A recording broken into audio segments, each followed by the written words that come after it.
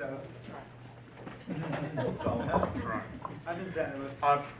Good evening, my name is Eric Dillenberger. I'm with the Walker Street Block Association.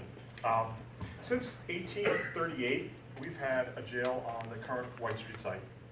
More than 180 years of 4 different iterations of penal systems best practices.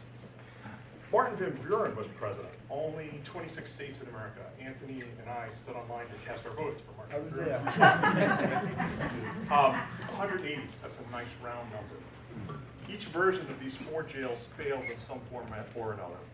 Most were plagued with settlement into the swampy, unstable sandy soils which underlay the site, and to this day do. My own most recent survey measurements taken today indicate that even now, the newest jail appears to be sinking into the dirt and tilting. At each new jail announcement, I'm reasonably sure that there was a bunch of city politicians and engineers and contractors who confidently proclaimed that they knew what they were doing and nobody needed to worry. But we have concerns about the future viability of any facility built to that scale on this site, because we've had to live with the results and the experiences of their failures. This newest proposal is to build the largest jail facility in human history. And we're told that this is the single most reasonable, viable, and practical alternative available to us. We raised reasonable questions about structural stability of adjacent buildings, and we got condescending assurances that they will have the best engineers working on this and they'll be careful and considerate. We asked about precautions that they're going to be used to safeguard the stability of the senior center, which is practically attached to the jail when demolition and construction is underway. And we were told they're going to use a system similar to what was used on Deutsche Bank. We are told that demolishing a building is the same process as building it, only in reverse.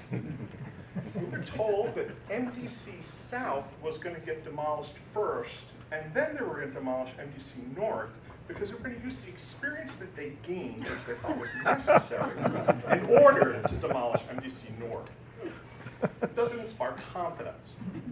I've worked for more than 30 years in construction. I can tell you those statements are a dangerous combination of false, misleading, and ill-considered. Justice reform needs to happen. Our system needs to be fairer, smaller, and more just. But I'm not sure how that imperative got translated into building a giant jail in this community as the only answer. It feels like more of the same.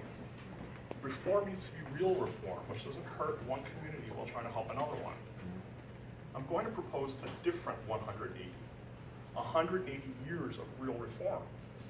180 degrees of looking at a problem from a different direction and not trying to solve it with the same system that gave us this broken system. We can do better, I know we can. Thank you.